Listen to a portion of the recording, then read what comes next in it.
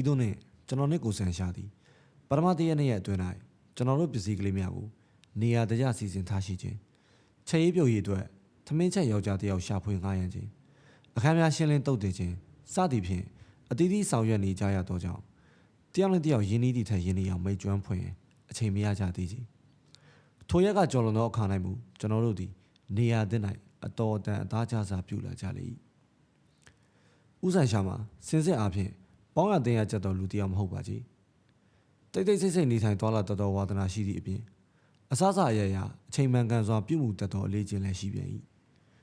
စောစောအိပ်၍စောစောထတတ်သောဝါသနာရှိသည့်အတိုင်းည10 နာရီထက်ညနေအောင်နေခဲ့၍နနက်မိုးလင်းသည့်နှင့်တပြိုင်နက်ကာဖီတစ်ခွက်တောက်ပြီးနောက်လမ်းလျှောက်ထွက်သွားလေရှိ၏နေခင်းအခါများတွင်ဦးဆန်ရှာသည်စေးရုံတက်ခွဲကိုင်း၌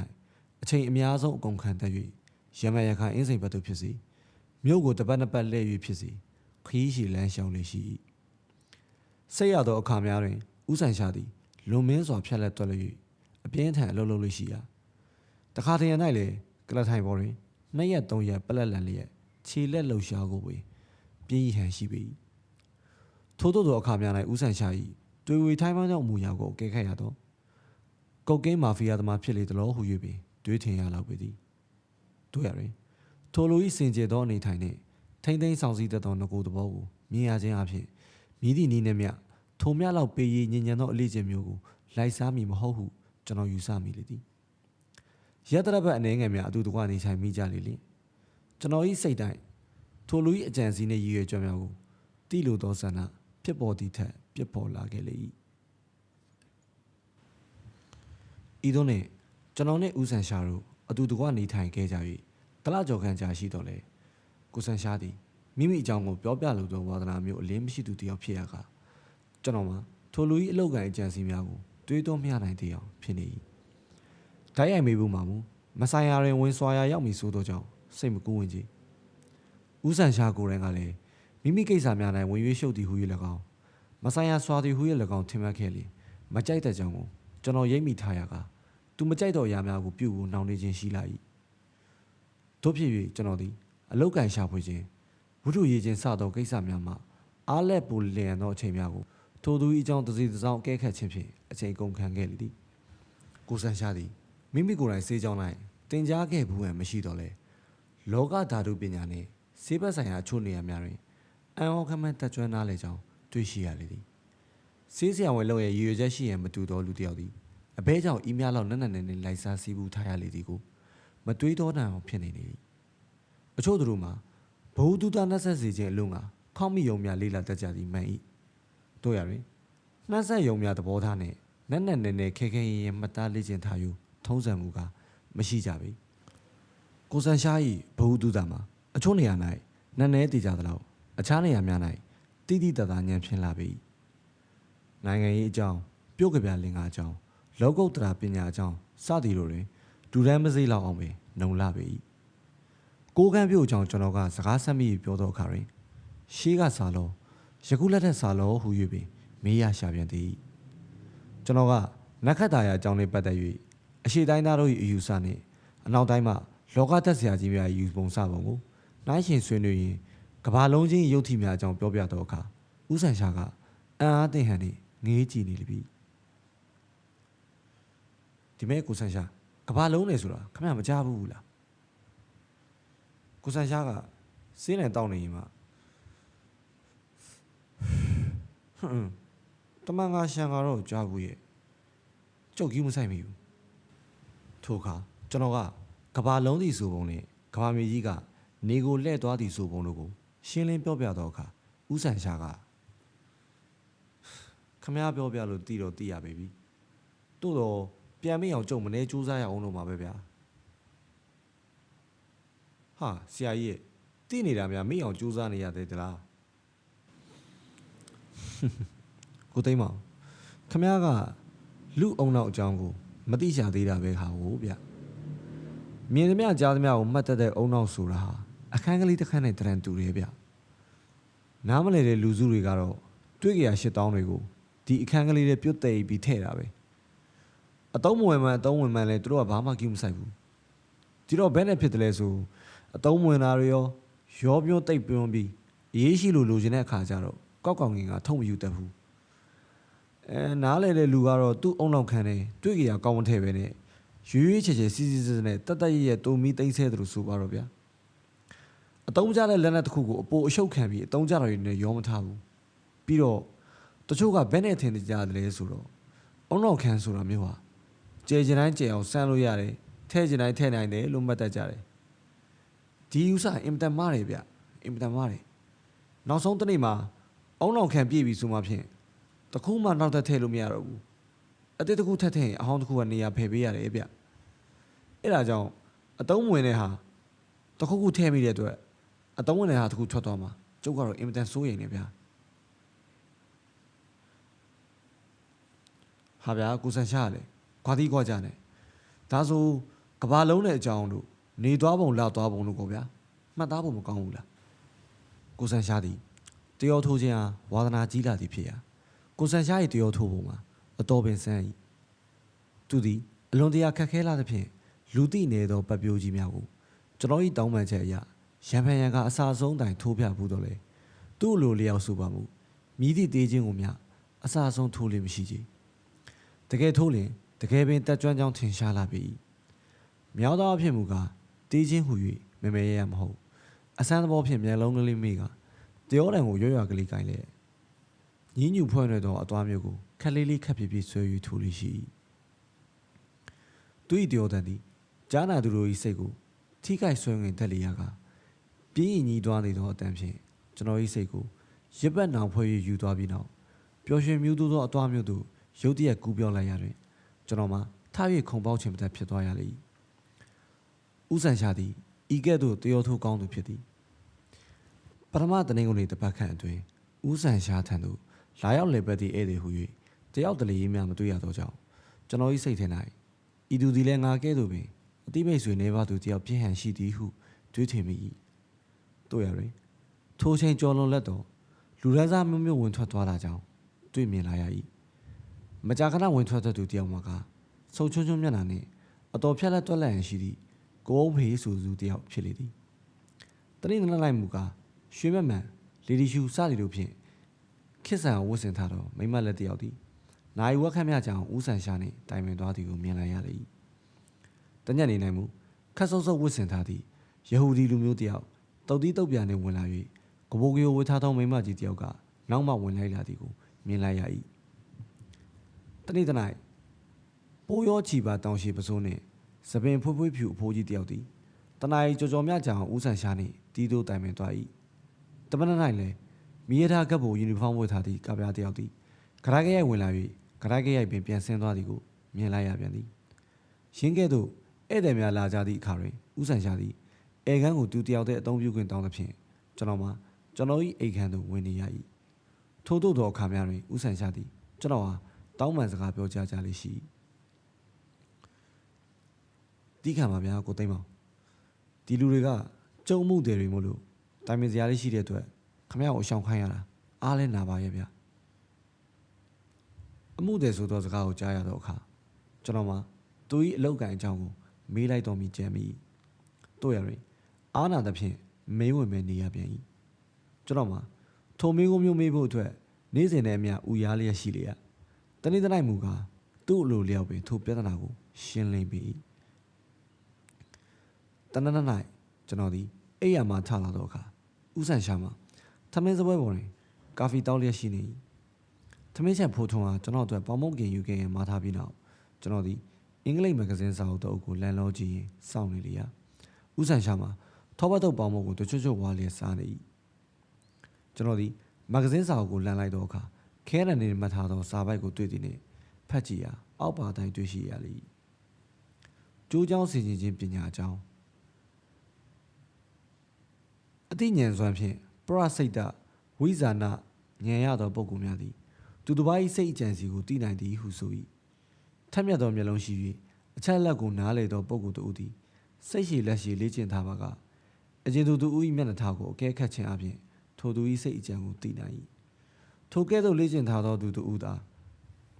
မဟုတ်မလျားလှည့်စားခြင်းကမဖြစ်နိုင်ချေတာမညလူများသည်ထိုသို့သောပညာရှင်မျိုးနှင့်တွေ့၍မိမိတို့၏စိတ်အကြံကိုထုတ်ဖော်ပြောဆိုနိုင်ကြောင်းတွေးရှိရသောအခါတွင် မော်တက်ပင်ဖြစ်လေသလိုဟုတွေးတော်မှထင်တတ်ကြလေသည်လောကီအပညာမှာစ၍နန်းနေသောပညာဟုသည်များသည်ရက်လအနေငယ်လေးချင်းကားများနှင့်ပေါက်ရောက်ခြင်းကမဖြစ်နိုင်သည့်နည်းတူကြိုးချောင်းဆင်ခြင်းတွေးဆခြင်းပညာမှာလည်းနိပရိတ်စေတာကြာမြင့်စွာစိတ်ရှည်လက်ရှည်လိုက်စားလေးခြင်းမှုသာလျှင်ပေါက်ပေါက်ရောက်ရောက်တမြောင်နိုင်ပေသည်နန်းနေတိမ်မွေသည့်စိတ်နှင့်ဆိုင်ရာပညာသို့မရောက်သေးမီလေးချင်းကားစားဖြစ်သောပုဂ္ဂိုလ်များသည်လူတဦးတစ်ယောက်ကိုတွေ့မြင်ကြသောအခါတွင်အကျဉ်သူ၏အလောက်ကိုင်းနှင့်ထင်ရှားသောအဖြစ်အပျက်များကိုမှန်းဆတွေးတောနိုင်ရန်ရှေးဥစွာအလေးချင်းပြုရပေသည်ထို့သောသောအလေးချင်းသည်အကျဉ်သူကအရာခတ်သိမ်းတွင်အမှတ်မိတ်မနေတတ်သောသဘောဖြစ်ပေါ်စေ၍မိသည့်အချက်သည်လူရင်းဖြစ်ကြောင်းလူရင်းအချက်ကိုမိသည့်နေရာ၌ရှာဖွေရကြောင်းပိုင်းခြားသိမြင်တတ်သည့်အထုံအလေးကိုရရှိစေတတ်ပေသည်လူသူတစ်ယောက်၏လက်ချောင်းများလက်သေးများလေအနေထားကိုယ်ဟန်မူရာမျက်နှာထားအင်ကြီးလက်စသည်တို့သည်အသီးသီးအဖြစ်အကျဉ်သူ၏အလောက်ကိုင်းကိုကျေလောင်စွာဟစ်အော်ကြွေးကြော်နေပြီးတကယ်တော့ရှိနေတတ်ပေသည်ယင်းတို့အားလုံးကိုစုပေါင်းကြည့်ရှုတတ်သူတို့ဖို့မူကားအကျဉ်သူ၏အလောက်ကိုင်းကိုတွေးတော်ရ၌လွဲချော်ရန်အလွန်တရာပင်ခဲရင်လာပေသည်ဤဒီကကြိုးချောင်းဆင်ခြင်ခြင်းပညာရဲ့အကြောင်းသစွန်းသစဖြစ်ပါပေသည်ကျွန်တော်ဒီအထက်ပါစာပိုက်ကိုဖတ်ရှုပြီးနောက်ဆက်စုပ်ယွန်ရှာလာသောအမူအရာဖြင့်စာအုပ်ကိုပြစ်ချ၍ဟာလက်ကားပါဗျာမဟုတ်နိုင်မဖြစ်နိုင်တဲ့ဟာတွေထင်းမိထင်ရရှောက်ရေးပြီးထဲတဲ့လူကလည်းမဂဇင်းစာအုပ်တွေထဲနိုင်ပါပြီဗျာဘာအကြောင်းများလဲကိုသိမ်းပါရဲ့ကျိုးเจ้าဆင်ခြင်းတဲ့ပညာအကြောင်းရေးတဲ့လူပြောတာပေါ့ဗျာခဲတဲ့မတ်သားတွေတွေ့ရပုံထောက်တော့ခမရဖတ်ပြီးမှတ်တယ်ရုပ်တိရုပ်သားလေးရှိအောင်တော့တော်တော်ရေးတတ်တဲ့လူနဲ့တူပါရဲ့ဗျာပလက်ကလထိုင်ဘောကထင်းမိထင်ရရှောက်တွေးပြီးရေးထားတာတကယ်လက်တွေးလောက်ကြမယ်ဆိုတော့သူ့ဟာလည်းဘယ်မှဖြစ်နိုင်ကြပါမလဲဗျာ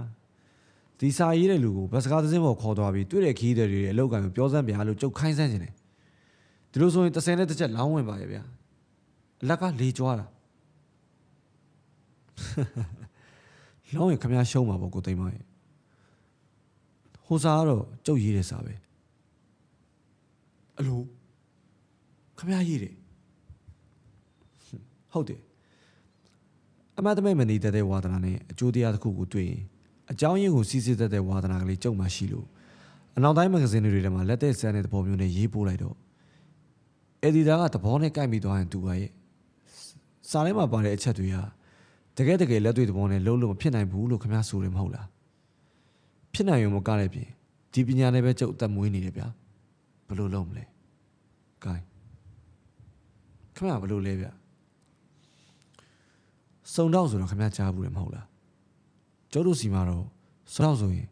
အစိုးရမူရန်ဘက်ကသာရှိတယ်လေသူတို့စီမှာတော့အယက်သားစုံတော့လည်းရှိတယ်ကျုပ်တို့စီမှာတော့အယက်သားစုံတော့ရေးလို့ကျုပ်တယောက်တည်းရှိတယ်မှတ်တယ်ဒါနဲ့ခင်ဗျားဘယ်နည်းပဲပုံမှုရတယ်ဗျာအစိုးရဆောင်တော်ဘက်ကလူတွေကိုယ်တိုင်မတတ်နိုင်လောက်အောင်နန်းနေတဲ့အမှုမျိုးရှုပ်ထွေးတဲ့အမှုမျိုးဆိုရင်အစိုးရဆောင်တော်တွေကိုယ်တိုင်ကလည်းကျုပ်စီကိုလာတိုင်ပြတယ်တခါတည်းအမှုတွေကိုယ်တိုင်ကလည်းကျုပ်စီကိုတိုက်ရိုက်လာတယ်ဟိုတနေ့ကမျက်နှာစုံချုံချုံနဲ့ကုန်းဖေဆိုတဲ့လူကဆောင်တော်အင်စပက်တော်ပေါ့ဗျာမှုတွေကဘလို့လူမျိုးလာကြတဲ့ကိုဆန်ရှာပလိတ်ကိုတိုက်ရိုက်မတိုင်တန်းခြင်းတဲ့လူတွေအခက်အခဲတွေ့လို့ကြံရမရတဲ့လူတွေလာကြတာပေါ့ဗျာသူတို့ပြောရဲကျုပ်ကဓာတ်ထောင်ပြီးတင့်တော်သူတို့အကြံဉာဏ်ပြီးသူတို့ကညံပူစောကပြီးအဲ့ဒါလိုပေါ့ဒီပြည်လူတွေကအဖြစ်ပြက်အစုံနဲ့တီးပါလျက်နဲ့မရှင်းလင်းနိုင်တဲ့အမှုမျိုးတွေကိုခမရကလထိုင်ဘောကနေပြီးရှင်းလင်းနိုင်တယ်လို့ဆိုလိုတာပေါ့လေကိုဆန်ရှာအစ်စ်ပဲဗျကျုပ်ကဒီဘက်မှာဝမ်းရင်းဆုံးဆိုတာမျိုးပေါ့ဗျာသို့တော့တခါအခက်ရှုံအမှုကြည့်တယ်ကြည့်ရတာပေါ့လေအများအပြားတော့ကျုပ်ကိုယ်တိုင်လိုက်ရတယ်လို့မရှိလာပါဘူးအเจ้าနဲ့ကြိုဆက်ပြီးဆင်ခြင်လိုက်ရင်ကျင်းလက်လောက်ရှင်းလင်းနိုင်တာကြီးပါပဲကျွန်တော်ကကိုဆန်ရှားရဲ့စကားမယုံတယ်ဖြစ်ခမရပြောပုံတော့ခမရအလုပ်ကအဟန်ကြီးပါကလားကိုဆန်ရှားကလည်းယနေ့မှစကားမများဘူးများလေဟုတ်ကဲ့ငွေဝင်ပုံလူကိုယ်တိုင်ပင်မဆင်းရဲမခံမှုထောက်ရင်တော့တန်တယ်လို့ဆိုရမှာပေါ့နှုတ်ပေမဲ့ကျို့တို့ပြည်ကအမေရိကန်ပြည်များမှာလို့ညံစွမ်းထက်တဲ့ရာဇဝဲကောင်မျိုးရှားပါလေတော့အလုပ်လုပ်ရတာပြင်းစရာခက်ကောင်းဖြစ်နေပါတယ်ဗျာ စုံတော့ကညံကြည့်ပြီးလူစိုးတွေကညံတိမ်တိမ်နုံနုံနေပြီးဖြစ်နေတော့လူစွမ်းပြဖို့အမှုပေါ်လာတယ်လို့ကိုမရှိနိုင်ပါဘူးဗျစုံတော့မယ်လို့မှမကြံသေးဘူးတရားခန်းပေါ်နေပြီ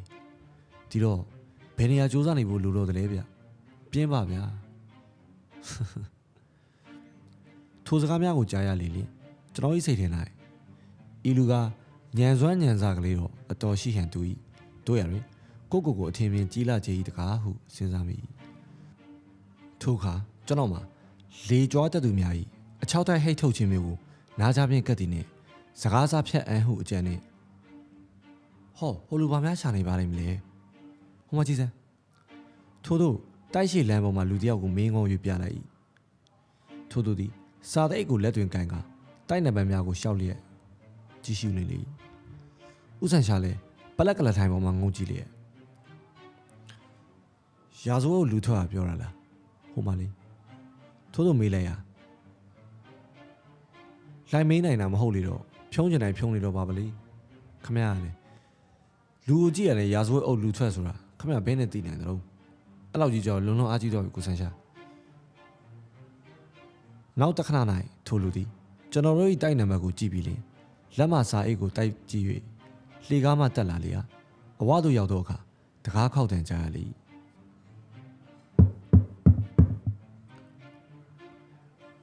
ကျွန်တော်ကတကားဖွင့်ပေးတော့အခါထိုသူသည်ဦးဆန်ရှာကိုဆန်ရှာဟုတ်ပါလားခင်ဗျာထို့သူပြောလျက်လက်ထဲမှစာကိုဆန်ရှာပေးလေထိုအခါကျွန်တော်သည်ကိုဆန်ရှာ၏ဖြန်းလုံးကိုမိအောင်ဖမ်းခွင့်ရချပြီဟုဝမ်းမြောက်စွာထိုသူဟာပြုတ်စရာခင်ဗျာဘာလောက်ကင်စားတယ်လဲဗျအခုတော့အလုပ်ပုံမှန်မရှိပါဘူးခင်ဗျာတာလီစရေးလုပ်တဲ့ခါလဲလုပ်တိုလီမိုလီအလင်းတော့ကောဘာလုပ်ခဲ့ဘူးလဲဗျအရင်တော့ပြောရရင်တော့ရာဇဝတ်အုပ်လုပ်ခဲ့ဘူးပါတယ်ခင်ဗျပြန်စာပေးဖို့မလိုရင်ကျွန်တော်ပြန်လိုက်ပါဦးမယ်ထို့သောဆိုပြီးဦးညုတ်ကပြောပြီးနောက်ဆင်းသွားလေ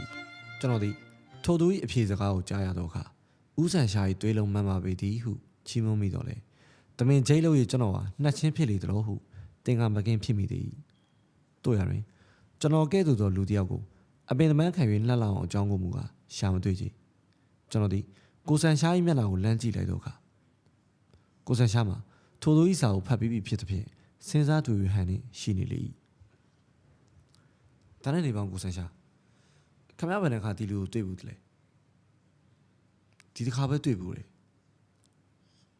ဒါဆိုခမရသူ့ကိုရာဇဝတ်အုပ်ပါလို့တွေးပုံတွေးနေလေပြောပြစမ်းမအောင်ဗျာနေ့နဲ့နေ့ပေါင်းရင်ဘာကြောင့်လေးဖြစ်တယ်ဆိုတာရှင်းပြစမ်းမဆိုရင်အဖေရခတ်တယ်လို့ပဲကျုပ်ဟာလေသူတစ်ပါးကိုရှင်းပြဖို့ခက်ချက်ပဲဗျဘသူမဆိုစက်ကြောင်းမှနေပြီး3လနှစ်လောက်ပလိတ်လိုက်လောက်လိုက်ရင်ကြီးတက်တဲ့လူမျက်စိထဲမှာပလိတ်ကြိုက်ကြီးကထင်ရှားလုံးလို့ဗျပလိတ်လို့အော်ပြောနေတယ်လို့ပဲပြီးတော့သူ့ကိုယ်ဟန်နေထားရဲ့ကျိန်တော်ကလေးဝင့်ပုံရင်ထောက်လိုက်ပြန်တော့ပလိတ်ထဲမှာတော်တော်ကလေးဩဇာအာဏာပေးခဲ့ရတဲ့အထဲကပဲလို့ဆိုရလိမ့်မယ်တိုးတော့သူ့ကိုယ်မှာဝတ်ထားတဲ့အဝတ်စားခန့်နှွမ်းခတ်ချာဖြစ်လေတော့ဧကနာယာလူလက်ကန်ရှိတဲ့ရာဇဝတ်အုပ်တယောက်ကအဲ့လိုတော့မဟုတ်ဘူးလို့ဆိုရလိမ့်မယ်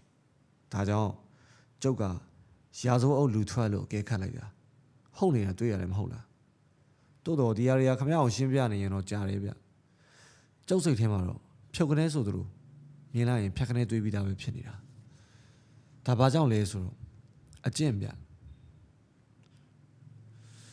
အဲ့လောက်ပါပဲရဲ့ဗျတကယ်ကိုကျွန်တော်ဒီတစ်ခေါက်တော့အံ့ဩပါတယ်ဘာမှအံ့စရာမရှိဘူးဒါကာကြီးခါခွေလောက်ရှိသေးတယ်ဩဒါထက်ကျုပ်တို့စီမှာအမှုဆန်းဆန်းပြားမရှိဘူးလို့ကျုပ်ခုနေကပြောမိတာမဟန်ရှိတယ်ဗျကန်ရောခမဒီစာကိုဖတ်ကြည့်စမ်းကျွန်တော်ဒီဦးဆန်ရှာ၏လက်မှစာကိုလမ်းယူဖတ်ကြည့်လိုက်ရအောက်ပါသေးပဲတိုင်းအင်္ဂလိပ်ဘာသာဖြင့်ရေးသားထားသည်ကိုတွေ့ရလေမိတ်ဆွေဦးဆန်ရှာဦးပြတော်ရာနီဘောင်ဒရီလန်ကိုစီဗီလာခေါ်အိမ်တွင်ယမန်ညင်းကအမှုတစ်ခုဖြစ်ပွားကြောင်းညနေနာရီချိန်ခန့်တွင်ထိုအကွက်ဆိုင်ရာပလိတ်ပါတန်းစင်သည်လူမနေသောကိုစီဗီလာအိမ်တွင်မှမီးရောင်ကိုမြင်သဖြင့်မတင်ကားသည်နှင့်တွားကြည့်ကြောင်းပွင့်လျက်ရှိသောတကားဝါမှဝင်သွားသောအခါအိမ်တော်ပစ္စည်းတစ်ခုမျှမရှိသောရှေ့ကန်း၌ကျမ်းမြေပေါ်တွင်ဝက်ကောင်းစားကောင်းနှင့်အလောင်းတစ်ခုတွေ့ရကြောင်းအလောင်းမှာ ဘိုလိုဝစ်ထားသောကလားလူမျိုးတယောက်ဖြစ်ရာအေဂျီအိတ်တွင်၌ဝေတက်ကပါတလိပုတ္တရရာဇပုတ္တရဟုသောစလုံးများကိုအင်္ဂလိပ်လိုရိုက်နှိပ်ထားသည့်ကားချက်ကလေးများတွေ့ရကြောင်းအလောင်း၏လက်ဝဲဘက်လက်တန်းတွင်စိန်လက်စွပ်တကွင်းလက်တွင်စိန်ကျိုးတက်ထားသည့်ရွှေလက်ပတ်နာ၏အိတ်ထဲတွင်ငွေဆက်ကူ30နဲ့5ချက်တို့ကိုတွေ့ရသောကြောင့်လူရရန်အကြံမရှိကြောင်းထင်ရှားသည့်ဖြင့်မိဒီနေနှင့်တည်ဆုံသည်ဟုခံမှန်းနိုင်ရင်ဒဏ်ရာလဲတစ်စုံတစ်ခုမှမတွေ့ရကြောင်းတို့ပါလျက်ကျမ်းမြေပေါ်တွင်တွေးဆက်များတွေ့ရကြောင်းဤသူသည်မြို့တို့သောအကြံစီနှင့်လူနေသောဤအိမ်အတွင်းသို့ဝင်ရောက်နေခြင်းကို၎င်းမိဒီအတွက်တည်ဆုံခြင်းကို၎င်းမတွေးသောနိုင်အောင်ဖြစ်နေကြောင်း12နာရီမထိုးမီမိဒီအချိန်မဆိုကိုစီဗီလာအိမ်သို့လာရောက်နိုင်ပါလျင်ကျွန်တော်နှင့်တွေ့မိဖြစ်ကြောင်းဆရာထံမှသတင်းမကြားရမီအစားစားအရာရာကိုငကိုအတိုင်းထားဖို့အမိန့်ပေးထားပါကြောင်းအကယ်၍ဆရာကိုယ်တိုင်မလာနိုင်ခဲ့ပါလျင်လေအကြောင်းချင်းရာကိုစုံလင်စွာကျွန်တော်ပြောပြ၍ဆရာ၏ထင်မြင်ချက်ကြားသိရလိမ့်မည်ဟုမျှော်လင့်ပါကြောင်းတန်းတင်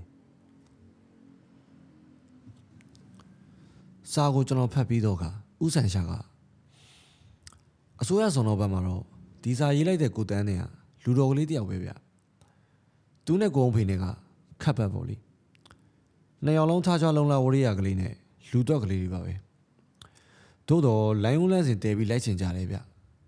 ထွင်တတ်တဲ့စိတ်ကူးညံစားလည်းမရှိကြဘူးသူတို့နှစ်ယောက်ကတယောက်နဲ့တယောက်မလာလို့တက်လိုက်ကြတယ်လေလွန်ရောဗျဒီမှုမှာသူတို့နှစ်ယောက်လုံးဆုံတော့ကြမယ်ဆိုရင်တော်တော်ကြီးကောင်းအောင်မယ်ဥဆန်ရှာသည်ဤများလောက်အရေးကြီးသောစာကိုရာထားပါလေရဲ့ခက်အေးမူရပြင်ထိုင်ကစကားပြောနေနိုင်ခြင်းကိုကျွန်တော်ကအံ့ဩရနှိုးဆော်ပေးလို့တော့သဘောနဲ့။ကိုင်ဒါဖြစ်လို့လေဗျာ။မြင်းထားနဲ့တောင်းအဖြစ်ဖိုးထုံးကိုကျွန်တော်ရထားခေါက်ခိုင်းလိုက်မယ်လေ။ထိုးထိုးတိုက်တွန်းပြီးကျုပ်ကိုယ်တိုင်သွားဖို့လူလေးမလားမစိုးနိုင်ဘူး။ကျုပ်လိုပြင်းတဲ့လူလည်းခက်ရှားရှားပဲပြို့။နို့ပေမဲ့တခါတခါစိတ်ရပြန်တော့လေဖြက်လက်သားဗျ။ခုနေတော့ကတော့အမှုရှားပါလုံးပြင်းလာတယ်ဆိုဆရာကြီး။အမှုရပြန်တော့လေမလုပ်ချင်ပြန်ဘူးလားဗျ။ဘာထိုးသလဲကိုသိမ့်မောင်တကယ်လို့ကြုတ်သွားပြီးအလုံးစုံရှင်းလင်းပေးနိုင်တယ်ဆိုစေဦးနာမည်ရတော့ကိုတန်းတင်တို့ကုန်းဖေတို့လူစုကအချောင်ရတော့ကြမှာဗျအစိုးရမူတယ်မဟုတ်တာအဲ့ဒါတော့နင်းနာတာပဲဗျဟိုဒါပေမဲ့ဗျာကိုတန်းတင်ကိုယ်တိုင်ကကိုညီတောင်းနေတာကိုဗျအကူညီတောင်းတာတော့မှန်တယ်ကျုပ်ကသူ့ထက်တက်တယ်ဆိုတာ तू သိလေတော့တယောက်ချင်းတော့ဝန်ခံပါရဲ့နို့ပေမဲ့ဒီပြင်လူတယောက်ရှိမှဆိုလို့ရှိရင်ဒီလူကသူ့ရှာဟုတ်တာ तू လီးဖြတ်ရင်ဖြတ်ပြမယ်ဖွင့်လို့တော့ဝန်ခံမယ်မဟုတ်ပေဘူးသို့တော်လဲတွားလို့တော့ကြည့်လိုက်အောင်ပါဗျာကိုနေနဲ့ကိုအသာကြိတ်လုပ်ပြီးမတကားရင်သူတို့လောက်ပန်ကွိုင်မုံတွေရေးရရင်လည်းမစိုးဘူးပေါ့ဗျာအပင်းပြေတာပေါ့ဥဆန်ရှာသည်ထိုင်ရမှထား၍ချက်ချင်းတွက်လက်လာသည့်လက္ခဏာဖြင့်အဝတ်စားများလဲလေရမှလုပ်ပါဗျာကိုသိမ်းမောင်အပင်းပြေလိုက်ကြည့်လိုက်ပါဦးလို့လားလာထထို့သို့ပြောသဖြင့်ကျွန်တော်လည်းအဝတ်များလဲလေရလေကျွန်တော်တို့သည်မြင်းသားသစီဖြင့်ဘောင်ဒရီလမ်းဘက်သို့မောင်းနှင်သွားကြတယ်ထို့နေ့မှာတမိုးလုံးအုံမိုင်းပိတ်ဆိုင်ရရှိသဖြင့်စိတ်နှလုံးလေးကန်ထိုင်မိုင်းစီတည်နေမျိုးဖြစ်လေသည်ဥဆန်ရှာမှမူကြည်ရွှင်ပျော်မြူးရဲ့လက္ခဏာဖြင့်မြန်မာလုတ်တရောများအကြောင်းအင်္ဂလိပ်လုတ်တရောများအကြောင်းမှစ၍ရှေးတရောဆရာကြီးများ၏တရောများရွှေလင်္ကာထောင်မကအဖိုးထိုက်တန်းကြောင်းကိုကြားရည်သွင်းပြောသွားလေသူထိုးနေသောတရောမှလည်းအဖိုးငွေ350ကျပ်နဲ့အင်္ဂလန်ပြည်မှဝယ်ယူထားခြင်းဖြစ်ကြောင်းပြောပြသဖြင့်အံ့ဩမိသည်ခမရကြည့်ရပါဦးအမှုကြောင့်ဘာမှတွေးသုံးဆင်ခြင်ရလက္ခဏာမရှိပါကလားဗျာအကြောင်းစုံမသိရသေးမီတွားပြီးတွေးလာတော်လာလုံရင်လမ်းလွဲချော်သွားပြီးပြန်မထွက်နိုင်အောင်ဖြစ်တတ်တယ်ဗျအကြောင်းစုံသိရပါတော့မယ်ဗျာဟောဟိုကဘောင်ဒရီလမ်းပါပဲဟုတ်သားပြုခိုးစီဗီလာတော့ရောက်တော့မယ်ဟေးဂရီဝါလာဟုတ်ထို့နောက်ကျွန်တော်တို့ဒီမြဲသားပေါ်မှာဆင်းကြပြီးရထားကိုလွတ်လိုက်ပြီးလေခြေချင်းဆက်လက်လျှောက်သွားကြသည်ခိုးစီဗီလာခုနေအိမ်မှာတရတိုက်အင်ကြီးဖြစ်၍ကျယ်ဝန်းသောဝင်းကြီးဘိုးတဲ့တွင်ဆောက်လုပ်ထားသည့်အဆောက်အုံတစ်ခုဖြစ်လေသည်ဝင်းကြီးတွင်၌ပန်းအုံးနှင့်စိုက်ထားသောပန်းပင်မြောင်များရှိသဖြင့်ဥယျာဉ်ကလေးတစ်ပွဲတင့်တယ်လာပါခြင်းရှိပေရာအဖြိုနှင့်အနက်ဆေးတုပ်ထားသောတေတာဝင်းထင်းမှာလေဥယျာဉ်ကလေးနှင့်အလွန်တရာပနံရလာပေ၏ဝင်းမောင်နီး၌ကလားပလိတ်တယောက်စောင့်လျက်ရှိရာအရသား3-4ယောက်တို့သည်အိမ်တွင်၌ရှိသောအလောင်းကိုဝင်းပြင်မှာအချီးနှီးငေးမြော်ကကြည့်ရှုဆက်ဆူနေကြသည်ကိုမြင်တွေ့ရလေသည်ကျွန်တော်၏စိတ်၌ဥဆန်ရှာသည် အိမ်တွင်းသို့ဆိုက်ဆိုက်မြိုက်မြိုက်တခါတည်းဝင်သွားလိမ့်မည်ဟုတွေးထင်မိရာဦးဆန်ရှာမှမူထိုကဲ့သို့ပြုရင်စိတ်ကူးတဲ့နိုင်ထဲ့ရမရှိကြသူသည်အိမ်ဝင်းသွင်းရှိလမ်းကလေးပေါ်တွင်ခောက်တုတ်ခောက်ပြန်လျှောက်လျက်မြေကြီးကို၎င်းကောင်းငင်ကို၎င်းဝင်းထရံကို၎င်းတလဲစီငုံချီမောချီကြည်လျက်ရှိထို့နောက်ဦးဆန်ရှာသည်လမ်းကလေးတိုင်းမလျှောက်ပဲလမ်းတစ်ဘေးရှိမြက်ခင်းတစ်လျှောက်ဦးကောင်းငုံကလျှောက်သွားပြန်၏ထို့သောပြုမှုများကိုမြင်ရသောအခါဤများလောက်အရေးကြီးနေသောကိစ္စ၌ဟိတ်ဟန်များလာကြည့်တကားဟုကျွန်တော်အောက်မေ့မိပြန်၏မြက်ခင်းတစ်လျှောက်လျှောက်ကြည့်ရင်ဦးဆန်ရှာသည်နှစ်ကြိမ်မြရက်တဲ့၍ကြည်နဲ့သုံးမျက်နှာထားနှင့်ဦးကောင်းငိမ့်လိုက်လေရမန်ကြီးကမိုးရွာတွန်းထားသည့်အတွက်ကြောင့်လမ်းကလေးပေါ်တွင်ခြေရာမြောင်များရှိနေတော့လေပလိတ်များ၏ခြေရာများလည်းရောထွေးရုပ်ရှက်ရှိနေသဖြင့်ဦးဆန်ရှာကမြည်ကဲ့သို့ပိုင်းခြားသိရှိနိုင်မှုရှိသည်ကိုကျွန်တော်မစင်စားနိုင်အောင်ဖြစ်ရ၏တို့ရတွင်ဦးဆန်ရှာ၏မျက်စိစူးခြင်းမျက်စိလည်ခြင်းအကြောင်းကိုအတော်တန်တတ်သိခံရရှိပြီးတော့ကျွန်တော်မမြင်နိုင်သောအချင်းအများစွာတို့ကိုဦးဆန်ရှာတွေ့မြင်နိုင်လိမ့်မည်ဟု၍ကယုံကြည်မိလေ၏အိမ်တကားဝါသို့ရောက်သောအခါကိုလုံးလေးမလိုက်အောင်ဖြက်လက်တွက်လက်လာသောလူတစ်ယောက်သည်အိမ်ပေါ်မှပြေးဆင်းလာ၍ဦးဆန်ရှာ၏လက်ကိုကင်ဖမ်းလှုပ်ခါလျက်ဟာဆရာကိုယ်တိုင်လာကျေးဇူးပါပဲဆရာသဘောတည်လို့ဘယ်ဟာမှခြေရလက်ရမပြတ်စင်အောင်ကျွန်တော်စီမံထားပါတယ်ဒီပြန်ဟာတော့ဟုတ်ပါရဲ့ဟိုကဆိုးတယ်ဗျာနောက်အုပ်ကြီးတော့မောင်းသွင်းထားတာတော့ဒီထက်ပိုပြီးရှုပ်ထွေးနိုင်မှုမရှိဘူးမှတ်တယ်နို့ပေမဲ့ဒီလိုဖြစ်စေဖို့ခွင့်မပြုခင်ခင်ဗျားတော့တော်တော်တန်တွေးမိတော်မိပြီးထင်ပါရဲ့ကိုတန်းတင်ကကျွန်တော်ကအိမ်တွင်းမှာကြည်စီမံနေလေတော့အိမ်ပြင်မှာကိုုံးဖေကြည့်လို့လိမ့်မယ်လို့ထင်မိတာဘာကြောက်ကုန်တာပဲဆရာကိုဆန်ရှားကကိုတန်းတင်ကြီးစကားကြောင့်ပြုံးစီစီမျက်နှာထားဖြင့်ကျွန်တော်ကလန့်ကြည့်လေခင်ဗျားနဲ့ကိုုံးဖေနဲ့နှစ်ယောက်တောင်ဆောင်ရွက်နေမှဖြင့်ကြောက်ကူညီပေမဲ့ပူလိုဖြစ်နေတော့မှာပေါ့ကိုတန်းတင်ကကိုဆန်ရှား၏စကားကြောင့်ကိုကျင်းတဲ့ဟန်ဖြင့်ဥကောင်းထောင်လျက်ကြည့်ပါဆရာကျွန်တော်တို့တော့လူလေသေးမရှိအောင်စစ်ဆက်စီမံထားတာပါပဲဒါပေမဲ့ဒီအမှုကခက်ဆန်းမို့လို့ဆရာအာသာကိုရိမ့်မိတာနဲ့အခေါ်ခိုင်းလိုက်ရတာပါဆရာကိုတန်တဲ့ဤစကားကိုဆန်ရှားကခေါင်းတဆက်ညှိ၍ဒါထက်ခမရတို့လာတော့ကမြင်းရထားနဲ့လာတာမဟုတ်ဘူးနော်ဟုတ်စားမဟုတ်ပါဘူးဆရာကိုုံးဖေလာတော့ဘာနဲ့လာတယ်လဲသူလည်းမြင်းထားနဲ့မလာပါဘူးဆရာကင်ဒါဖြစ်လာကြဗျာအိမ်ထဲတစ်စိတ်ဝင်ကြည့်လိုက်ကြအောင်ဆိုတွန်းနေကျွန်တော်တို့သည်အိမ်တွင်းသို့ဝင်ကြသောအခါအလောင်းရှိသည့်အဖြစ်ကိုအားလုံးကပဲတတိယသဖြင့်မရဏသဘောကိုစဉ်းစားမိကြဟန်နှင့်ဥကောင်းခတ်ရှူဖြင့်ဝင်လာကြလေ၏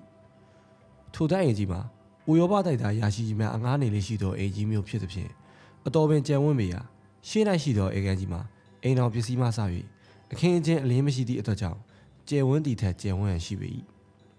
အိမ်ကားနေသူမရှိသည်မှာအတန်ကြာသည့်လက္ခဏာဖြင့်ကျမ်းပြင်နေရန်ပြတင်းပေါက်စသည်တို့တွင်မြူမုံအလိမ့်လိမ့်ထက်လျက်ရှိရာတခုသောမြန်ပြတင်းပေါက်ခုံပုံ၌ကလက်နှစ်သိခန့်ရှိသည့်ဖျောင်းနိုင်တို့လေးတစ်ခုစိုက်ထောင်လျက်ရှိအိမ်ကိုင်းအလဲဘုံ၌ကအသက်40ကျော်အရွယ်ခန့်ရှိသည့်ကလားလူမျိုးတယောက်၏လောင်းသည်ကျမ်းပြင်ပေါ်တွင်ပက်လက်လန်ကပြူးတူးကြောင်တောင်ရှိသောမျက်လုံးများဖြင့်မျက်နှာချက်စီတို့စိုက်ငင်းနေဟန်ဖြင့်ရှိနေ၏လူလုံးမကြည့်မသိအရက်မနှိမ့်မမြင့်အသားခက်လက်လက်စပင်ကောက်ကိုအလဲမှခွဲလျက်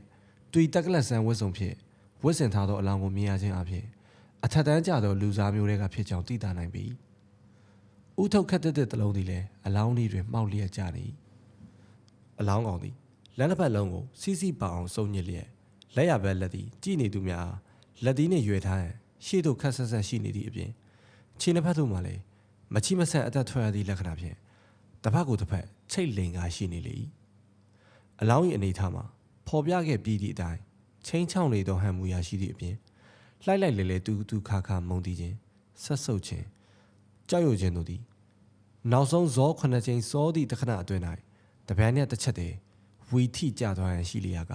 ထိုသူ၏မျက်နှာထားမှာမမြင်ဝင့်မရှိဝင့်လောက်အောင်မျက်မှန်အားကြည့်၍ခတ်ထန်ချမ်းကြုံလာပေ၏ရင်းကဲ့သို့မျက်နှာထားဆိုးရလာသည့်အတွင်းနှစ်ဖူးမောက်ခြင်းနှာရောင်ကောက်ခြင်းနှာသီးပြားဖူးတူရှိခြင်းစသည့်အစံပြေသောရုပ်လက္ခဏာဖြင့်တွန့်လိန်ကောက်ကွေးနေသောကိုယ်ကခြေလက်အနေထားတို့ကိုစူပေါင်းထည့်သွင်းလိုက်သည်ရှိသောကျွန်တော်မှာဤမြလောက်အမြင်ဆိုသောအလောင်းတစ်လောင်းကိုမြင်လည်းမမြင်ဘူးနောင်ကိုလည်းမမြင်မတွေ့ရပါစေနှင့်ဟု ဆူတောင်းမိလိုက်သည်မျက်နှာဆုပ်ချွန်းချွန်းနဲ့ကိုုံဖေသည်ကျွန်တော်တို့ဝင်လာသည်ကိုမြင်တော့ခါပလိတ်သားတယောက်ကအမိတ်ပေးနေရမှာထွက်လာ၍ဒီအမှုကတမျိုးလုံးတုံသွားမဲ့အမှုဆရာကြီးကျွန်တော်လည်းသိတဲ့အတိုင်းအမှုပေါင်းတော်တော်ဆုံးခဲ့ပါပြီဒီဟာမျိုးတစ်ခါမှမကြုံဘူးပေါင်းဆရာကိုတန်းတင်ကတဲလွန်စာပါများထပ်တွေ့တဲ့ကုန်းဖေကမျက်နှာရှုံမဲ့လျက်ဘာမှမတွေ့တော့ဗျာဘာမှမထူးသေးဘူးကျုပ်တော့စိတ်ပြက်တယ်ဗျထိုခိုင်ဥဆိုင်ရှာသည်အလောင်းတီးတို့ချင်းကပ်၍ဒူးထောက်ပြီးလင်အတန်းချောင်းဆိုက်၍ကြည့်ရှုလေထို့နောက်ကျမ်းပေါ်တိုင်းဆုံးပေနေသောသွေးကွက်များကိုလက်ညှိုးညွန်ပြလျက်ဟုတ်မယ်အလောင်းမှာတန်းရတစ်ခုမှမရှိဘူးဆိုတာတေးကြရဲ့လားခင်ဗျကြည့်ပါဦးကုန်းဖေနဲ့ကိုတန်းနဲ့နှစ်ယောက်စလုံးမှာတေးကြပါလေဆရာဟုပိုင်ပြိုင်သူဖြေကြလေသည်ဒါလို့ဆိုရင်ဒီတွေးခွက်တွေကဒီပြင်လူတယောက်တွေးဖြစ်ရမှာပေါ့လူတက်မှုဆိုရင်လည်းတက်တဲ့လူတွေတွေးဖြစ်ချင်ဖြစ်နိုင်တာပဲလေဒီအမှုအမြင်ကတော့တမန်နှစ်ကပသိမ်မျိုးရဲ့ဘိုးတက်မှာကိုကြောင်လုံးဆိုတဲ့လူတေဘူးတဲ့မှုကိုတွားပြီးသတိရမိသေးတယ်ခင်ဗျားတို့မှတ်မိကြသေးလားမမမိဘူးဆရာပြန်ဖတ်ကြည့်ရင်ကောင်းတယ်လောကမှာအသက်ဆန်းရယ်လို့တင်မရှိလာပါဘူးဗျဘလောက်ထူးဆန်းလာပါတယ်ဆိုပေမဲ့ရှေးကဖြစ်ဖူးတဲ့အမှုမျိုးကြီးလို့လိုပါပဲရင်းတို့ပြောလျက်ရှိစဉ်ဥဆန်ရှားရီလက်ချောင်းများသည်အလောင်းကိုတစ်ခုလုံးကိုထိုမအီမအနံ့ပြဖိလိုက်နှိပ်လိုက်လှန်လိုက်လောလိုက်စမ်းလိုက်တက်လိုက်ပြုတ်လို့လျက်ရှိလေ၏ဥဆန်ရှားရီလက်ချောင်းများသည်အလုံးလင်းမြန်စွာအီနီယာမထိုနေရသို့ကူးပြောင်းဆန်းသက်လျက်တာမန်အဖြစ်ကြည့်ရှုသောစေးဆက်သေးကြသည်ဟု၍ပင်မထင်ရကြနောက်ဆုံး၌ဥဆန်ရှားသည်ကျမ်းမြေပေါ်တွင်ဒူးထောက်ကအလောင်း၏နှခမ်းများကိုငုံ၍နမ်းရှုပ်ပြီးနောက်အလောင်း၏ချီမှတရေပြောင်ဖက်၏အောက်ခံတရေကိုတေးချစွာကြည့်ရှုလေ၏ဒီမဲ့ဟေးလူတွေအလောင်းကိုခမရတို့ရွှေလားပြောင်းလားမလုပ်ဘူးနော်ဟုတ်စစုံစမ်းလို့ဖြစ်နိုင်ရုံလောက်လေကျွန်တော်တို့ပို့ပြီးထပ်မရွှေ့ပါဘူးဆရာနည်းနည်းပါးပါးစုံစမ်းလို့ဖြစ်နိုင်အောင်လောက်ထိထိကမ်းမိထားတာပါကိုင်းတော်တော့ပါပြီခမရတို့အလောင်းကိုရင်ခွဲအောင်ပို့ချင်ပို့လိုက်ပါတော့ကိုတန်းတည်သည်အစင်းစင်းပြင်ဆင်ထားသောထန်းစင်ပေါ်သို့အလောင်းကိုပွေ့ချီတင်စေရာတွင်လက်စုပ်ကလေးတစ်ခွန်းသည်အလောင်း၏ကိုယ်တွင်မှကျမ်းပြင်ပေါ်သို့ထွက်ကြလာလေ၏ကုန်းဖေသည်လက်စုပ်ကလေးကိုကောက်ယူထားလိုက်၍ထန်းစင်သမားများလည်းအလောင်းကိုပြင်ထုတ်သွားကြလေရာအလောင်းနှင့်နီးနီးကပ်ကပ်မနေဘူးသောကျွန်တော်မှာထိုအခါမှအသက်ရှူချောင်သွားရလေတော့သည်ကုန်းဖေကလက်စုပ်ကိုတေချစွာကြည့်ရင်လက်စုပ်ကတော့လက်ထက်လက်စုပ်ပဲဆရာကြီးဧကနာမနဲ့ပတ်သက်တဲ့အမှုနဲ့တူတယ်ကျွန်တော်တို့အားလုံးဒီအခန်းပြင်သို့ထွက်ပြီးလင်လက်စုပ်ကိုတလက်စီကိုင်းသွဲကြည့်ရှု၍လက်တန်းတွေအတီးတီးစွကြည့်ကြရာမြည်သူ၏လက်နှင့်မျှမတော်ကြောင်းတွေ့ရလေတင်းငယ်ချင်းအားဖြင့်၎င်းပုံတရံအားဖြင့်၎င်းထောက်တော့ထိုလက်စုပ်မှာသူတို့သမီးတို့ဦးတယောက်၏လက်စုပ်ဖြစ်ကြောင်းထင်ရှားပေ၏ကိုတန်းတင်ကဒီလိုဆိုရင်တာပြီးရှုပ်ထွေးသွားဖို့ဖြစ်ပြန်ရောပေါ့ဗျာအမှုကရှုပ်ရတဲ့အထဲမှာကြာလီရှုပ်လေဖြစ်နေပြီကောဆရာ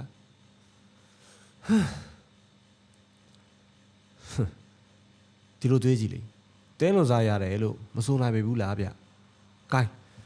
တို့တော့ရှုပ်တာရှင်းတာအသာထားပြီးတွေ့ထဲကတွေ့တဲ့ပစ္စည်းတွေကြောက်ကိုပြကြစမ်းဗျမမြတ်လို့ကိုတန်းတင်ကအင်ကြီးအတွင်းမှာလက်ကင်ဘွားထုတ်ကလေးကိုဖြီးလျက်ဟောတာတစုံပါပဲဆရာကြည့်ပါတော့ထို့သို့ပြောပြီးဥဆန်ရှာတို့ပေးအပ်လေ၏ပစ္စည်းများမှာ3ရက်ဒီကန်ရှိသောစိန်လက်စုပ်တစ်ခွင်စိန်ကျိုးနှင့်ရွှေလက်ပတ်နာရီတစ်လုံး30ကျပ်တန်ဆက်ကူ5ကျပ်ပါတီတရေအိတ်ကလေးတစ်လုံးမူးစီမက်စီ73ပဲ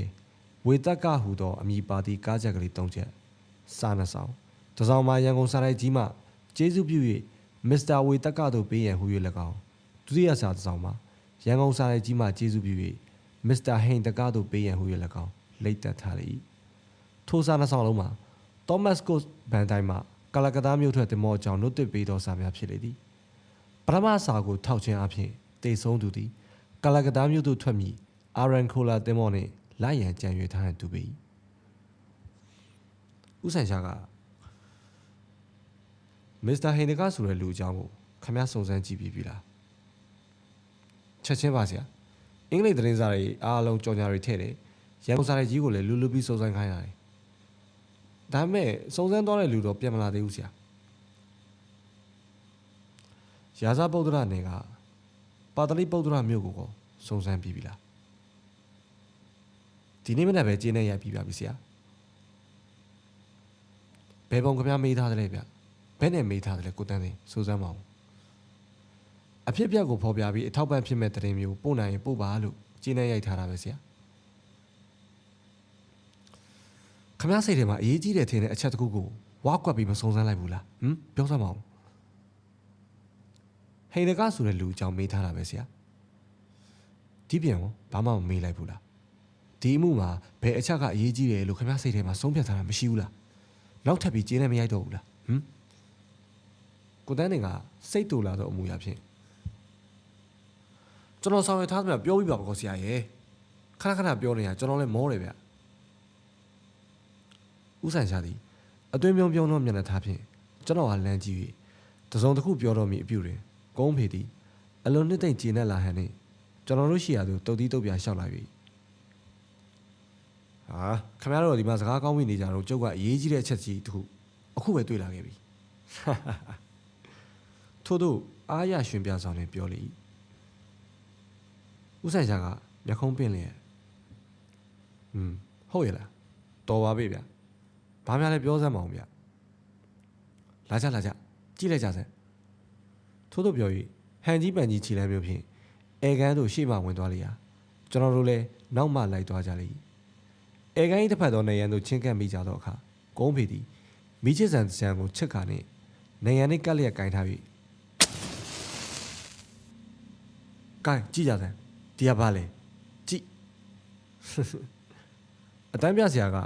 တပည့်များအားပြဟန်ဖြင့်လက်ညှိုးညွန်ပြလေကျွန်တော်တို့ကကုန်းဖေ၏လက်ညှိုးညွန်ရာနေရာကိုကြည့်ကြသည်တွင်ဖြူဖွေးသောနေရန်၌ရဲရဲနေသောအင်္ဂလိပ်အခရာ၃လုံးကိုမြင်တွေ့ကြရလေရင်းတို့မှာ VDT ဟူသောစလုံးများဖြစ်လေသည်ကုန်းဖေမခန်းချင်းရာတစ်ခုကတပည့်များပြသနေသောဆရာတူ၏အမှုရာဖြင့်လက်ပိုက်ကရင်းကိုကော့လျက်ဘယ်နဲ့ရှိစားဆရာကြီးတို့ဒါလောက်ကုတ်ကလိုက်ရှာဖို့ခမရတို့လူဖြင့်ဘယ်တော့သွားပြီးတတိယမလဲစီးစက်တဲ့နေရာမှာတော့နံပါတ်1ထားလိုက်ပါဗျာကျုပ်ကိုထိုးထိုးပြောရင်မိမိရင်ဘက်ကိုပုတ်ရပြလေဦးဆန်ရှာဝမ်းထဲကပြုံးတော့လေအပြင်၌အိန္ဒြေကြီးတစ်ခွဲသားနဲ့တော်ပါပြီဗျာဒါထက်ခမရသားကိုဘယ်နဲ့အတိတ်ပဲကောက်တယ်လေပြောစမ်းပါဦးကုန်းဖေကဆရာကြီးမူရဖြင့်တတ်တဲ့လူကတူနဲ့တူဒီစလုံးတွေကိုရေးချင်းအမှန်ပဲဗျဒီနေမှာစီးကြထားပုံကြည်စမ်းတွေ့တယ်ဟုတ်စအဲ့တော့တေသူဟာသူ့ကိုယ်သူတတ်သေးတာမဟုတ်ကြောင်းကောင်းကောင်းကြီးထင်ရှားတယ်လို့ဆိုရလိမ့်မယ်ဒီစလုံးကိုဒီနေရာမှာဘာကြောင့်ရေးခဲ့ကြလဲသိကြရဲ့လားကြည့်ကြကျုပ်ရှင်းပြမယ်ဟောဒီမှာဟုတ်ဖျောင်းနိုင်မြင်လားဖျောင်းနိုင်ဟိုမှာထုံးထားရင်ဒီနေရာအလင်းဆုံးနေရာပဲဗျဒါကြောင့်ဒီနေရာမှာသူစာရေးတယ်မရှင်းလားဗျကိုတန်းနေကကုန်းဖေဟန်ကြီးချင်းလက္ခဏာအလွန်ပဲမြင်ပြကဟန်ရွံ့ဟန်ဖြင့်ဒီတော့ဘာဖြစ်သေးလဲဗျအဲ့ဒါနဲ့ရောဘယ်လောက်ကြီးမှထူးသွားလို့လဲဗျခမရအမှုကဟာထူးပြီလားကိုတန်းသိဒီစာသုံးလုံးကအရန်ပဲရှောက်ပြီးရေးတဲ့စလုံးတွေမဟုတ်နိုင်ဘူးဗျသူ့နာမည်ကိုအတူကောက်ရေးထားတာဖြစ်ရမယ်ဒီတော့ကျုပ်တို့ဒီစာသုံးလုံးကိုဖော်နိုင်ရင်တတ်တဲ့လူကိုဖော်နိုင်တာနဲ့အတူတူပဲကဲဒါမထူးဘူးလားဗျကိုတန်းနေကနှာခေါင်းရှုပ်လျက်ဒါဖြစ်ခမရဖော်စမ်းပါဦးဗျာဘသူတတ်တယ်လဲဆိုတာကုန်းဖေက V က Valentine D က David T က Tennyson ဒီတော့ Valentine David Tennyson ဆိုတဲ့လူတစ်ယောက်ဖြစ်နိုင်တယ် VDT နောက်ဆုံးဘယ်နည်းနဲ့မဆိုအမှန်ကိုမတွေးနိုင်တော့နောက်တဲလွန်စားရလို့လိုက်ကြတဲ့ခါမှာဒီနာမည်နဲ့ကိုက်မကိုက်ချိန်ထိုးပြီးကြည့်နိုင်တယ်မဟုတ်ဘူးလားဗျကိုတန်းနေကခမရတိုင်းရိုက်ဒီလည်းမဟုတ်တွဲဝိုက်တဲ့နီးကြီးကိုဗျမစွန်လိုက်တာဗျထို့တော့တဲ့ဥဆန်ရှာမှာနဘေးနှစ်ဖက်ကိုနှိပ်ကပြင်းထန်စွာရီမောလျက်ရှိရာကုန်းဖေကမခံကျင်သောမူရာဖြင့်ဖြတ်ကနေလဲ၍